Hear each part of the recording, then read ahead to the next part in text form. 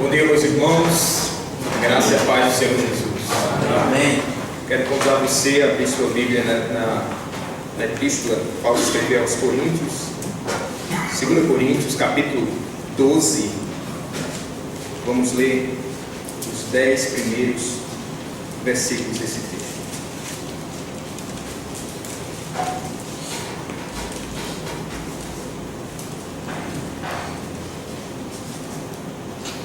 Se é necessário que me glorie, ainda que não convém, passarei as visões e revelações do Senhor. Conheço um homem em Cristo que há 14 anos foi arrebatado até o terceiro céu. Se no corpo ou fora do corpo, não sei, Deus o sabe. E sei que o tal homem, se no corpo ou fora do corpo, não sei, Deus o sabe, foi arrebatado ao paraíso e ouviu palavras inefáveis, as quais não é lícito ao homem referir. De tal coisa me gloriarei? Não, porém de mim mesmo salvo nas minhas fraquezas. Pois se eu vier a gloriar-me, não serei nécio, porque direi a verdade. Mas abstenho-me, para que ninguém se preocupe comigo mais do que em mim vê ou de mim ouve. E para que não me soberbecesse com a grandeza das revelações, foi-me posto um espinho na carne, mensageiro de Satanás, para me esbofetear, a fim de que não me exalte. Por causa disto, 3 vezes pedi ao Senhor que o afastasse de mim. Então ele me disse: a minha graça te basta, porque o poder se aperfeiçoa na fraqueza. De boa vontade, pois, me gloriarei nas fraquezas, para que sobre mim repouse o poder de Cristo. Pelo que sinto prazer nas fraquezas, nas injúrias, nas necessidades, nas perseguições, nas angústias, por amor de Cristo, porque quando sou fraco, então é que sou forte. Amém, meus irmãos, até aqui.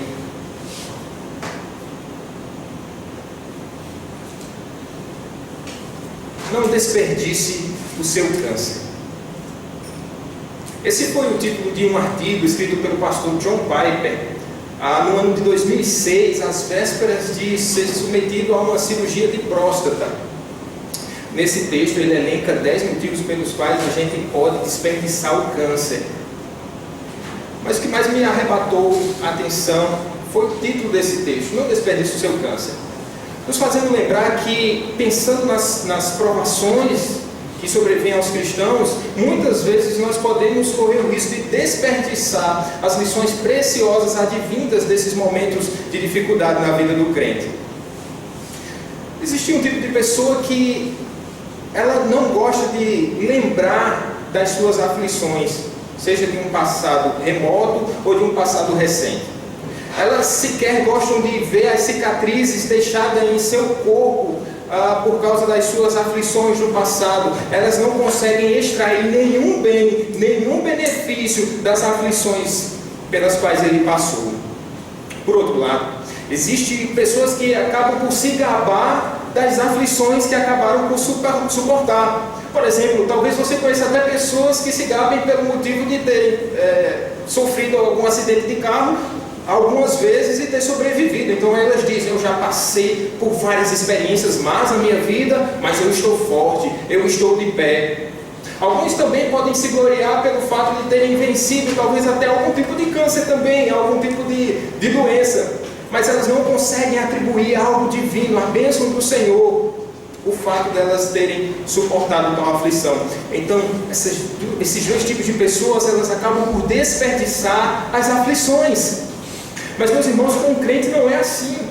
Ele olha para as aflições que ele passa, ele olha para as dificuldades, ele lembra das suas provações, mas ele consegue canalizar isso para a glória de Deus, porque ele sabe que nenhuma aflição pelas quais o crente passa, ela é vã, mas em tudo o Senhor tem algo a nos ensinar.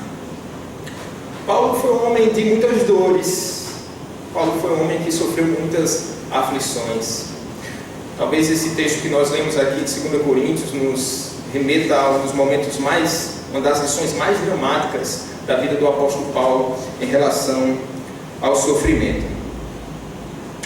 A igreja de Corinto foi uma igreja plantada pelo apóstolo Paulo e lemos aqui no início desse culto, Atos capítulo 18, que vai tratar da narrativa da plantação dessa igreja. Foi feita na segunda viagem do apóstolo Paulo, segunda viagem missionária.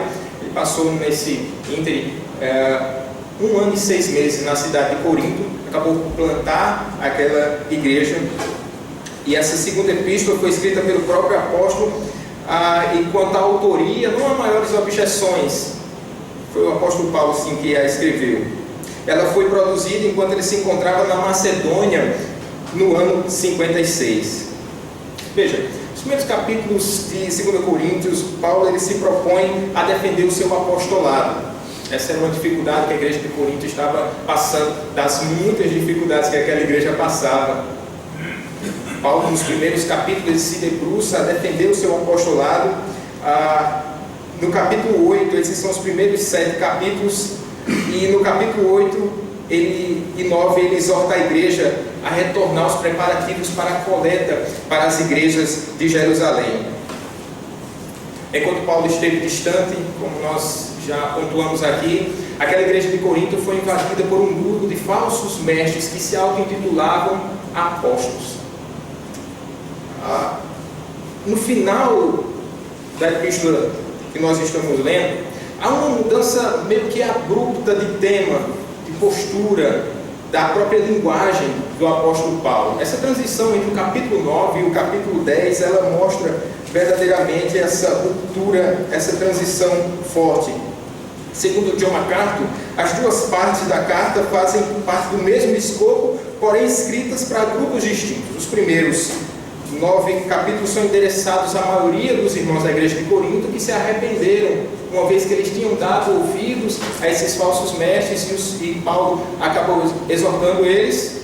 Alguns deles acabam por se arrepender, mas essa segunda parte é escrita para uma minoria ainda influenciada pelos falsos apóstolos. A partir do capítulo 10, Paulo se utiliza desse tom mais áspero, e de fato o assunto que ele passa a tratar é de extrema seriedade, o que requer uma postura de fato mais firme. Ele volta à tratativa dos falsos apóstolos que continuam a agir na igreja de Corinto, e agora ele tem que tratar de maneira mais áspera sobre esse tema. Para Carson, a apreensão de Paulo é tamanha que o apóstolo escreve esse trecho da carta, dos capítulos 10 ao 13, sob forte tensão, fato que se repete às vezes no seu grego atormentado, certamente o grego mais difícil dos escritos do apóstolo Paulo. Apenas para que tenhamos a dimensão do quão desgastante foi para Paulo tratar com a igreja de Corinto sobre problemas tão perturbadores, irmãos, quanto à invasão destes pseudo-apóstolos. À luz desse texto, eu quero tratar nessa manhã sobre o seguinte tema: os benefícios das aflições. Qual o primeiro benefício da aflição? A aflição ela nos livra da soberba. Observe versículo número 7. E para que não me ensoberbecesse com a grandeza das revelações, foi-me posto um espinho na carne, mensageiro de Satanás, para me esbofetear, a fim de que não me exalte. Como vimos na introdução, Paulo estava sendo covardemente atacado por um grupo de falsos mestres, esses falsos apóstolos, que tentavam prejudicar a todo custo a imagem do apóstolo Paulo. E um dos argumentos que esses falsos apóstolos utilizavam era o argumento da espiritualidade. Eles diziam: nós temos as revelações da parte de Deus, nós somos extremamente espirituais. Vocês querem receber novas revelações da parte de Deus? Vocês querem conhecer os mistérios da parte dos céus?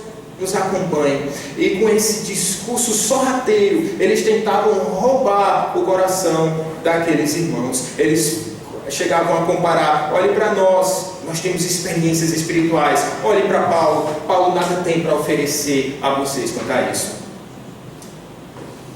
Não tem sido essa a postura dos falsos apóstolos também da nossa época, meus irmãos?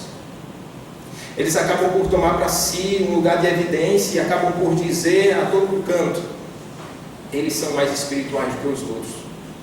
Eles acabam por querer mostrar à igreja que eles têm as experiências mais elevadas, e com isso eles tentam roubar o coração da igreja do Senhor Jesus. eles desprezam aqueles que nada têm a mostrar, senão o Evangelho do Cristo crucificado. Eles dizem, esses homens, eles só têm um livro, nós temos as experiências. Nada mudou, o discurso dos falsos apóstolos, dos falsos mestres, continua os mesmos. Mas, meus irmãos, nós vemos que, em face deste cenário, Paulo se sente forçado a dar uma resposta à altura, e é isso que trata os primeiros versículos desse capítulo de número 12. Sua resposta é introduzida nesse texto, onde mesmo a contragosto ele começa a falar sobre as extraordinárias experiências pessoais recebidas da parte de Deus. Ele diz, se é necessário que me glorie, ainda que não convém, passarei as visões e revelações do Senhor. Então começa a narrar um fato ocorrido com ele já há 14 anos. Ele começa a dizer isso em terceira pessoa. Diz que conhece um homem que foi arrebatado até o terceiro céu, que foi arrebatado ao paraíso e ouviu palavras inefáveis, às quais não é lícito ao homem referir. Certamente, irmãos, esse foi um evento único na vida, na experiência do apóstolo Paulo, talvez só comparado à revelação recebida pelo apóstolo João, a revelação do Apocalipse. Que tamanha grandeza. Queridos, é por causa da grandeza das revelações de Paulo que lhe sobrevém um espinho na carne. Um mensageiro de Satanás, numa clara intervenção divina para manter Paulo distante da presunção diante da grandeza das revelações vivenciadas por este homem. E o texto mostra que, de fato, Paulo não estava livre da presunção. Nota a expressão que diz, para que eu não me exalte. O verbo aí está no tempo presente. Mas atentemos, essa experiência já tinha ocorrido com Paulo há 14 anos atrás. Mas está dizendo, para que eu não me exalte. Ou seja, Paulo ele ainda estava sujeito ao orgulho. Meus queridos irmãos, a soberba ela não tem prazo de validade. Essa visão dos céus ainda poderia provocar algum tipo de orgulho no coração do apóstolo. O homem é capaz de se orgulhar pelas coisas do passado, pelas coisas do presente, pelas coisas do futuro e até pelos seus sonhos. O homem é capaz de se orgulhar. Paulo não estava livre das inclinações do velho homem. Ele diz, foi-me posto um espinho na carne. O texto não nos deixa claro que tipo de espinho era esse. Existem várias posições, várias interpretações sobre o assunto. Por exemplo, João Calvino ele acredita que esse espinho eram as tentações pelas quais o apóstolo Paulo ainda passava. Lutero ele pensa que são as provações. John MacArthur ele interpreta isso como esse mensageiro, como um demônio que agia no cabeça, no mentor desse movimento dos falsos apóstolos. Mas um gama muito grande de intérpretes, eles são favoráveis à uma doença física, a uma enfermidade, já que essa palavra no grego remete à dor. Então a maioria dos intérpretes são inclinados a isso. Seja como for, não me parece que o apóstolo Paulo está interessado em esboçar uma teologia do espinho. No entanto, para nós o que nos interessa não é pensar na natureza do espinho, mas no propósito desse espinho. Ele diz, para que não me ensoberbecesse com a grandeza das revelações. Está aí o propósito desse espinho. Como uma estaca cravada em sua carne, esse espinho causa intenso sofrimento nesse homem de Deus. Esse espinho é chamado de mensageiro de Satanás. O diabo, mesmo com seus intentos malignos, com o propósito de destruir os crentes, agora ele é utilizado como instrumento nas mãos de Deus para aperfeiçoar Paulo. Steve Farrar diz, assim como um machado não pode cortar sozinho, a menos que seja manuseado, instrumento algum pode atuar até que Deus lhe dê a sua ordem. Então, o que acontece aqui nesse texto é algo semelhante ao que aconteceu na vida de Jó. Lembremos que no auge do sofrimento de Jó, ele não diz assim, o Senhor deu e o diabo tomou.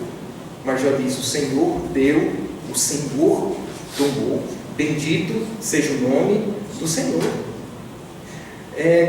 Carson, ele destaca um fator gramatical interessante nessa passagem. Essa expressão foi-me dado um espinho na carne, provavelmente se refere ao que se chama na língua grega de passivo divino. Ou seja, Paulo na verdade estava dizendo, foi-me dado por Deus. Era a ação de Deus para quebrantar o coração de Paulo, para manter Paulo no caminho da humildade.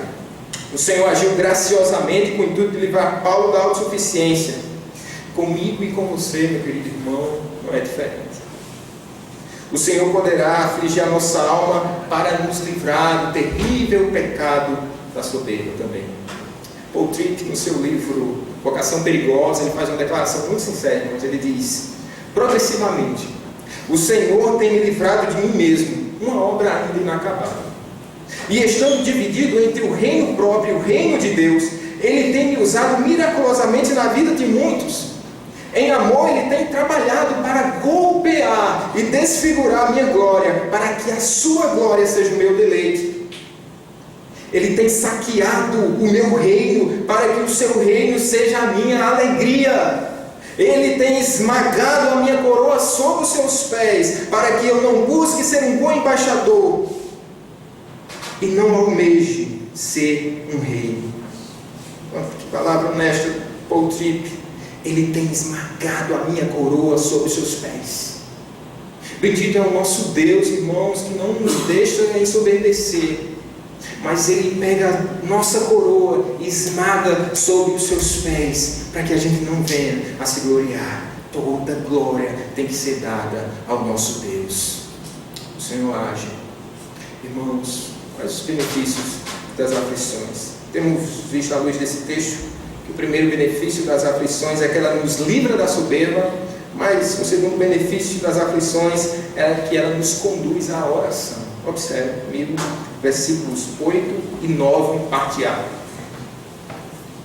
Diz assim a palavra de Deus: por causa disto, 3 vezes pedi ao Senhor que o afastasse de mim. Então ele me disse: a minha graça te basta, porque o poder se aperfeiçoa na fraqueza. Edward Bones, ele diz: orar é um trabalho humilhante, humilha o intelecto e o orgulho, crucifica a vanglória, assinala a nossa derrota espiritual, e tudo isso é duro para a carne e o sangue. Sendo assim, irmãos, vemos que Deus continua trabalhando na vida do apóstolo Paulo através da aflição. O grande sofrimento na vida deste homem de Deus o leva a orar insistentemente para que o Senhor Jesus afaste aquele incômodo doloroso, esse espinho. Certamente você se lembrará que as suas orações mais sinceras foram aquelas regadas a lágrimas. Os momentos de maior aflição são os momentos onde o Senhor nos proporciona dias melhores através da oração. Somos confortados, somos consolados, somos chamados por Deus a nos quebrantarmos, a nos ajoelharmos na sua presença. Paulo apresenta o motivo da sua oração e ele ora insistentemente. Ele de fato deseja ser curado. Aquele espinho causava uma dor profunda e era algo urgente. Paulo não tem um prazer masoquista pelo sofrimento. Eu me lembro da história de Inácio de Antioquia, dos pais da igreja. Ele tinha um prazer, um desejo tão grande de ser martirizado, de morrer pela causa de Cristo, que ele pede oração aos irmãos de Roma, dizendo: orem por mim, para que o meu desejo se cumpra, eu quero morrer. Todavia, irmãos, não é muito comum encontrarmos crentes assim, né? Senhor, eu quero morrer, eu quero sofrer. Pelo contrário, o homem não gosta do sofrimento. Paulo, ele ora, ele deseja ser curado. O Senhor responde a oração de Paulo. Isso está explícito no versículo 9, a parte A, que diz assim: então ele me diz: a minha graça te basta, porque o poder se aperfeiçoa na fraqueza. Perceba que essa resposta foi suficiente para Paulo. Fritz Henke destaca que a expressão então ele disse, no tempo perfeito, indica que a palavra permanecia para Paulo como uma fonte permanente de segurança e consolo. Ou seja, Paulo não precisou ouvir a resposta de Deus mais de uma vez. Assim como aquele filho que pede alguma coisa para o seu pai e o pai dá uma resposta negativa, mas se ele se afasta um pouco, ele não toca mais no assunto durante algum tempo, espera que a situação esteja amena, espera que o pai esteja de bom humor, e aí ele volta de novo para o pai e faz o mesmo pedido, com a expectativa de que agora ele obtenha uma resposta positiva. Com Paulo não foi assim. Essa resposta foi definitiva, trouxe conforto e consolo à alma. Quando o Senhor fala, seja qual for a sua palavra proferida, essa palavra traz conforto ao coração do crente. Meus irmãos, não vemos em nenhuma outra passagem Paulo reclamando de seu problema. Pode procure nas epístolas que Paulo escreveu, ele não toca mais no assunto, ele não se mostra como aquele crente que ainda está indignado pelas coisas que lhe sobrevêm, ele ainda não engoliu, ele não concebeu ainda essa ideia de ter obtido uma resposta negativa da parte de Deus. Ele não foi contender com o Senhor.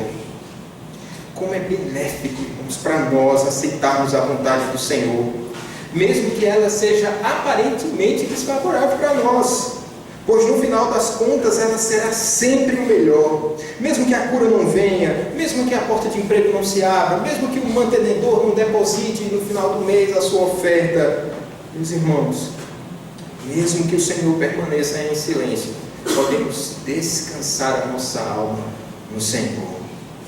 Como é precioso para nós quando a vontade do Senhor se torna mais importante para a gente do que a nossa própria vontade. Um irmão muito querido nosso, no ano passado ele sofreu um acidente terrível e acabou perdendo um de seus olhos. Chama a atenção aqui na ambulância, enquanto esse irmão estava sendo deslocado, levado para um pronto-socorro, ele dizia, com intensa dor, ele clamava ao Senhor, dizendo: Senhor, tem misericórdia de mim, tem misericórdia de mim. Mas ele completava: mas que não seja feita a minha vontade, mas a tua vontade.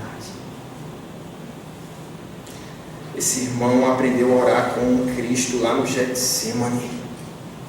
Que o nosso Cristo se submeteu em oração completamente à vontade do Pai, mesmo sofrendo tantas agruras, um intenso sofrimento. Ele disse: Senhor, seja feita, que não seja feita a minha vontade, mas a tua vontade. O próprio Filho de Deus, o próprio Deus encarnado nos deixa essa preciosa lição, irmãos, de submissão e de aceitação à vontade de Deus. Queridos, não deixe de orar na aflição. Com certeza você será abençoado. Com certeza você será abençoado. E com isso eu não estou falando em respostas positivas ou negativas, ou espere. Não. Sempre que oramos, somos abençoados. J. Packer diz: se eu passar 40 anos em oração, orando a Deus, e não tiver nenhuma resposta, já terá valido a pena, pois passarei 40 anos em comunhão com Deus, na dependência dEle. Portanto, irmãos, a oração sempre nos trará benefício. Esse meio de graça nos leva a uma comunhão intensa com o nosso Deus. Isso por si só já deve trazer tranquilidade ao nosso coração. Nós colhemos os benefícios dessa aflição quando nos prostramos na presença de Deus. Quais os benefícios das aflições? O primeiro benefício das aflições é que ela nos livra da soberba. Já vimos isso. O segundo benefício da aflição é que ela nos conduz à oração. E o terceiro benefício da aflição é que ela nos fortalece em nossas fraquezas. Versículo 9, parte B, e versículo 10 nos diz: de boa vontade, pois, mas me gloriarei nas fraquezas, para que sobre mim repouse o poder de Cristo. Pelo que sinto prazer nas fraquezas, nas injúrias, nas necessidades, nas perseguições, nas angústias, por amor de Cristo, porque quando sou fraco, então é que sou forte. O salmista disse: foi-me bom ter eu passado pela aflição. E me parece que é justamente esse momento da vida do apóstolo Paulo. Foi-me bom ter eu passado pela aflição. mas deixando de maneira mais pessoal para a vida do apóstolo Paulo, talvez ele escrevesse esse texto dizendo: é bom para mim estar passando pela aflição. Lembre-se, ele está no meio da aflição, esse espinho não foi removido de sua carne, mas agora ele já consegue ver o grande benefício, ele está sendo fortalecido na sua fraqueza. Não por causa do sofrimento em si, mas por entender que as aflições não são um fim em si mesmo, mas concorrem para um fim mais excelente, o aperfeiçoamento do nosso caráter cristão. O motivo da glória de Paulo é diferente. Ele repete mais uma vez a palavra me gloriarei. Essa palavra é recorrente nesse texto. Nesses 10 primeiros versículos ela acontece pelo menos 4 vezes. Ela nos ensina algo interessante. Veja como uma mesma palavra ela pode ter 2 sentidos, um na boca do ímpio e outro na boca do justo. Quando os falsos apóstolos diziam assim, eu me gloriarei, eles estavam pensando em Deus, eles não estavam pensando em Cristo, eles não estavam pensando na cruz, eles estavam pensando em si mesmos. Quando eles diziam eu me gloriarei, essa é uma sentença mais cruel da corrupção, do estado, do coração daqueles homens. Quando Paulo diz eu me gloriarei, essa palavra nunca vem sozinha. Glória para Paulo está sempre acompanhada da fraqueza. Essas 2 palavras no seu dicionário, elas estão juntas. Toda vez que ele fala glória, ele pensa na sua fraqueza, porque ele está pensando na glória de Cristo. Para que o poder de Cristo fosse aperfeiçoado na sua vida, ele necessitaria ser enfraquecido.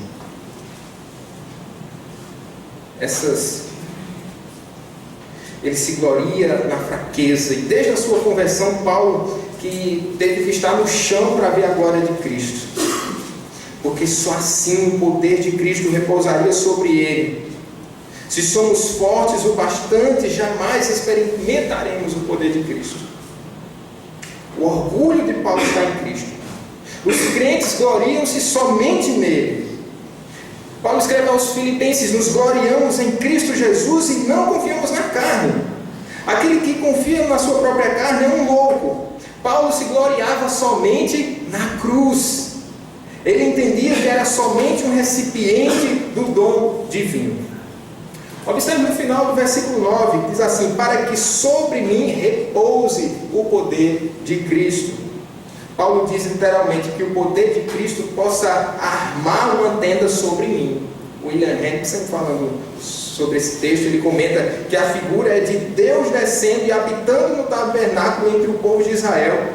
É a de Jesus que desceu do céu e habitou como uma tenda entre o seu povo. Como se Cristo estivesse dizendo para Paulo, estivesse dando uma prova para Paulo de que ainda era o mesmo, cheio de graça e de verdade, assegurando-lhe que a sua graça lhe seria suficiente. Nós devemos estar debaixo dessa tenda, Cristo Jesus. Ele nos livra do orgulho, Ele nos livra de nós mesmos. Que tenda preciosa nós temos, irmãos, o Deus encarnado. Nós precisamos nos submeter a Ele, precisamos estar protegidos nele. Paulo ele tem essa experiência extraordinária. Paulo está sendo fortalecido na fraqueza. Mas entende, irmãos, que Paulo ele não termina essa história olhando para o seu espinho. Ele olha para Cristo. Há pessoas que passam a vida inteira olhando para a sua dor. Paulo não. A sua aflição não esmoreceu a sua fé, não o fez titubear, mas o fez amar ainda mais o Senhor. Ele percebeu que na sua fraqueza, seu espírito se fortaleceu sobremaneira, de forma que se o seu corpo padecia, o seu espírito estava ainda mais robusto e fortalecido na presença do Senhor. Como ele diz, embora exteriormente estejamos a desgastar-nos, interiormente estamos sendo renovados dia após dia. Ele completa, escrevendo aos Coríntios ainda: pois os nossos sofrimentos, leves e momentâneos, estão produzindo para nós uma glória eterna que pesa mais do que todos eles. Amados, não podemos tirar os nossos olhos de Cristo, nem por um segundo. Em Cristo, o poder de Deus é manifestado de maneira suprema. A cruz era o símbolo de vergonha e dor, mas na fraqueza, Cristo, nosso Cristo bendito, ele foi forte, pois foi ali pendurado no madeiro que ele triunfou de todos os seus inimigos. Veja as palavras de Soren Kierkegaard. Ele diz: nós, homens, achamos que devemos evitar o máximo possível o sofrimento e a humilhação.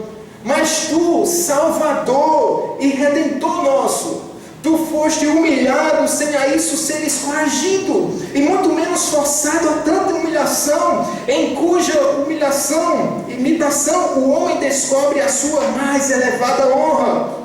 Ah, que a imagem de tua humilhação seja-nos tão vívida, que possamos nos sentir atraídos para ti em humildade, para ti, que do alto nos atrairá para ti mesmo. Quanta força há na fraqueza, como o poder de Cristo se manifesta em nós, através da nossa fraqueza. Certamente nestes versículos Paulo demonstra o quanto as aflições o fortaleceram. Ela o humilhou, fez olhar para Cristo, o fez com que ele se conformasse aos seus sofrimentos do Redentor. Enquanto os falsos apóstolos se estribavam em sua própria força, Paulo se considera fraco. Eu me glorio nas minhas fraquezas, porque através dela o poder de Cristo se aperfeiçoa em mim. Esse texto nos deixa pelo menos 4 lições. A primeira delas é que as aflições são um sinal do amor de Deus. Estou diante de homens que facilmente galgariam qualquer lugar de proeminência na sociedade. Honestamente, irmãos, eu estou diante de homens, muitos destes com a mente brilhante. Homens que foram tirados da academia de cursos, outros tantos trazidos ao curso de teologia. Homens brilhantes. Não obstante, eu também me encontro diante de homens pecadores. E eu faço parte deles. E Deus que conhece o nosso coração e que deseja preservar a nossa alma, muitas vezes Ele se valerá da aflição para nos abater. Pense nos ícones, os ilustres homens da igreja evangélica das últimas décadas. Conta-se nos dedos aqueles que permanecem de pé, ou caíram por algum pecado moral, ou caíram na ortodoxia. Mas poucos deles permanecem fiéis. Por isso, nos atentemos. Não se desespere se você for afligido na sua alma. Com isso, Deus está preservando você, livrando você do mal, fazendo com que você permaneça no caminho da humildade, protegendo o seu coração de toda e qualquer soberba. A segunda lição é que a igreja precisa entender os propósitos das aflições, irmãos. Enquanto pastores, nós também temos essa função de instruir as nossas ovelhas com respeito às aflições, fazendo com que eles compreendam o seu propósito. Assim, livraremos os irmãos do desespero quando porventura estiverem passando por algum sofrimento. Lembre-se que a dor, ela não é algo fácil de você suportar nem de você compreender. A igreja precisará da nossa ajuda. Mas o que nos fortalece é saber que o Senhor não pretende nos destruir através das provações. A nossa igreja precisa saber disso. Essas provações, elas têm o propósito de nos abençoar. Quando não entendemos o caráter da aflição, sofremos ainda mais e acabamos por desperdiçar os seus benefícios. A igreja que entende o caráter do sofrimento será uma igreja mais madura e crescerá à medida que sofre. Uma congregação inteira pode ser edificada através da aflição de um só homem. Mas não obstante, por causa de um irmão que sofre, a igreja também pode cair em profunda tristeza e desânimo. Esse foi o cuidado do apóstolo Paulo escrevendo à igreja de Tessalônica. Ele exorta aqueles irmãos para que eles não se inquietassem com as tribulações pelas quais estavam passando. A igreja precisa entender que a provação não é uma maldição. E nós temos essa função, irmãos, enquanto pastores, de preparar a igreja para momentos de aflição, momentos de provação. A terceira lição desse texto é que a oração é um maravilhoso meio de graça. para enfrentarmos os sofrimentos. Por isso precisamos ter uma vida de oração. É da vontade do Senhor que oremos. Orar é um sinal de submissão e dependência. Revelamos o nosso orgulho quando não nos prostramos em sua presença. Todo crente precisa orar incessantemente. Nós ainda mais, irmãos. Deus colocou sobre a gente um fardo dobrado. Lembra do que Paulo disse? Algo que pesa sobre mim diariamente, a preocupação com todas as igrejas. Ou seja, nós teremos os nossos motivos de oração por causa das nossas aflições em particular, mas nós também teremos motivo de oração por causa das aflições que sobrevêm aos santos. Eu lhe pergunto, vai faltar motivo para orar na sua vida, no seu ministério? Certamente que não. Nós, enquanto pastores, cuidamos da igreja, do rebanho do Senhor também, intercedendo, orando, para que o Senhor os fortaleça quando a fé desses irmãos for provada. Uma quarta e última lição desse texto é que as aflições devem conduzir o servo de Deus ao propósito correto. O sofrimento é o caminho de todos os crentes, mas essa estrada tem uma bifurcação. Ela pode nos levar para perto de Deus, como ela pode nos distanciar dele. Não esqueça que a mesma provação que levou Jó a uma intimidade maior com o Senhor, levou a sua esposa ao distanciamento. Não nos esqueçamos que a mesma provação que levou Moisés aos pés do Senhor, levou o povo a blasfemar. Por isso é um caminho perigoso. Por isso a gente precisa conduzir, deixar com que essa aflição nos conduza para o propósito correto. Se o sofrimento estiver nos deixando angustiados ou desanimados, precisamos nos voltar novamente para Cristo. Precisamos dizer para o nosso coração: Cristo é suficiente para mim. Tantos porquês podem inquietar a alma de um crente diante das mais diversas aflições e diante dos mais diversos sofrimentos. Meu querido, que o nosso coração se sinta confortado pela graça que basta. Deus disse, o Senhor disse que ela nos basta, então ela precisa nos trazer conforto pleno. E se ela não nos tem trazido conforto pleno, não pense que o problema está fora de você, mas está dentro de você. A forma como você tem encarado essa aflição, que é uma prova. Acaba por comparar a maneira como você enfrenta a aflição com outros irmãs. Às vezes você está passando a mesma aflição e um irmão está passando uma aflição pior do que você, mas você está abatido, você está desanimado, e o irmão está triunfando, ele está alegre. Ele sabe, ele conseguiu compreender e entender o propósito da provação. Ele conseguiu entender o propósito das suas dificuldades, levar-nos a Cristo Jesus. Meus irmãos, quantas bênçãos preciosas nós podemos obter através das aflições. Há muitos benefícios da parte de Deus, amigo, para mim e para você. Portanto, não deixemos que nenhum desses benefícios nos escape à mão. Pelo contrário, tomamos posse de cada um de suas bênçãos. Cristo também nos chama para que sejamos aperfeiçoados através do sofrimento. Há benefício nas aflições. Que o Senhor nos ajude. Em nome do seu Filho amado. Amém.